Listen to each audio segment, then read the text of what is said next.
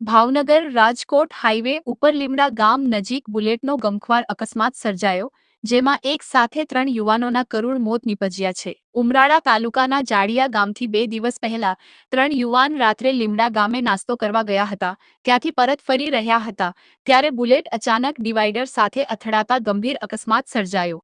અકસ્માતમાં કમલેશભાઈ ડાભી અને બુલેટના ચાલક સદ્દામખાન દોલતખાન પઠાણનું ઢસાની સરકારી હોસ્પિટલમાં મોત થયું હતું, જ્યારે ગંભીર રીતે ઈજાગ્રસ્ત સંજયભાઈ સોલંકીને સારવાર માટે અમરેલી હોસ્પિટલ ખસેડવામાં આવેલ, પરંતુ સારવાર દરમિયાન તેમનું પણ મોત થયું છે. એક સાથે 3 યુવાનોના મૃત્યુથી જાડિયા ગામમાં અને પરિવારજનોમાં શોકનું મોજું ફરી વળ્યું છે.